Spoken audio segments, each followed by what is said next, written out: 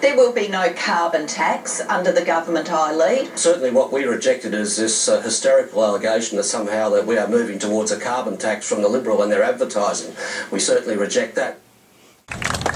Ladies and gentlemen, I'm joined by my colleagues today, Ken Wyatt, Luke Simpkins and Dennis Jensen and Michael Sutherland. And I want to thank you for being here today to show this government that we oppose a carbon tax. Now, we oppose this tax not just because it's based on a monstrous lie. When Julia Gillard said to the Australian people just days before the last election, there will be no carbon tax under a government I lead, that was a deliberate and calculated statement designed to mislead the Australian people into voting for her.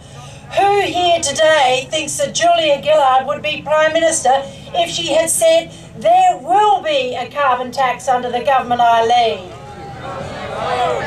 But we don't only oppose this tax because it's based on a lie, we oppose it because it is bad policy. Australians know that this country is responsible for just over 1% of global greenhouse gas emissions. Australians know that our economy was built on cheap and plentiful supplies of coal and that 80% of our electricity comes from the burning of fossil fuels. This government is determined to damage our economy by imposing a carbon tax that no other country on earth is intending to impose, and that will drive jobs and production and manufacturing offshore. We will become internationally uncompetitive. But also, back here in Australia, this carbon tax will drive up the cost of electricity, drive up the cost of living year on year on year. And you know the cruel hoax? After all this economic pain, there is no environmental gain because Australia's emissions will increase, not decrease, by 2020. So you ask, why has this Labor government imposed this monstrous tax on Australia? Well, first, because its coalition partner, the Greens, have insisted upon it. Labor might be in government, but the Greens are in power. Secondly, it is a form of wealth redistribution. This is more about socialism than environmentalism.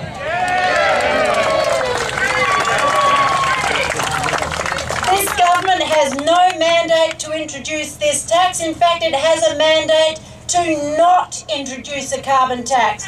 So please maintain your support against the tax. Support the coalition as we fight to ensure that this tax is repealed. If we get into government, we give a guarantee we will repeal the tax. So please continue your opposition to a bad tax from a bad government. Thank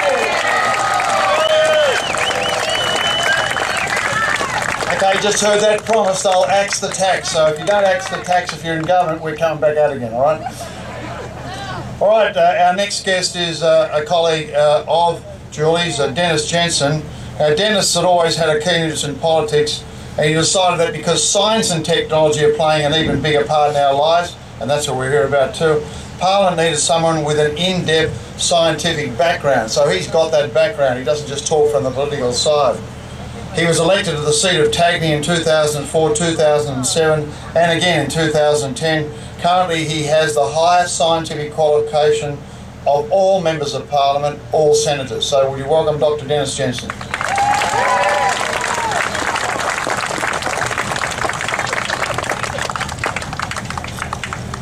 Thank you very much, and thank you all for coming. The reason that we're here is we want another election now. The Gillard government made a contract with you, and part of that contract, a clause in that contract, was that we would have no carbon tax. When you break a contract, you need to renegotiate it, which means that you need to have another election. Now, something that we've seen with this Prime Minister is she plays fast and loose with the truth, and she's also not particularly concerned about the way that she swings her knife.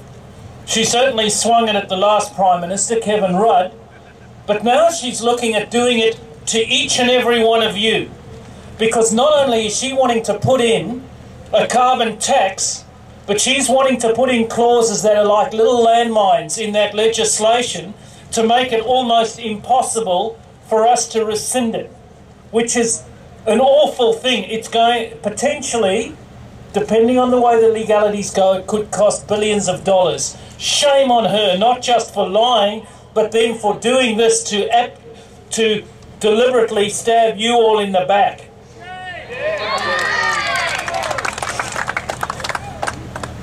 The thing that's very clear with Julia Gillard is she never had any idea of what to do as Prime Minister. She wanted to become Prime Minister, but like a dog chasing a car, she's caught the car but doesn't know what to do with it. The other thing that she's introducing, which is going to be particularly damaging to Western Australia, is introduce a mining tax. Julia Gillard and this Labor government think that the way that you make people more prosperous is to tax them more. She believes that you improve people's affluence with taxation. So we've got to get rid of this government before we get into a position where everyone is hurting far more than they already are. As our leader, my leader, Deputy Leader Julie Bishop said, this is going to do very little. Even if they reach what they said they're going to reach with a carbon tax in terms of 5% reduction, they're only going to get a 1,000th of a degree reduction in temperature, even if you believe the Intergovernmental Panel on Climate Change. And for those that think that the science is settled, ask yourself this. Why are we still funding the Intergovernmental Panel on Climate Change, and why are we still funding research into climate change if the science is settled?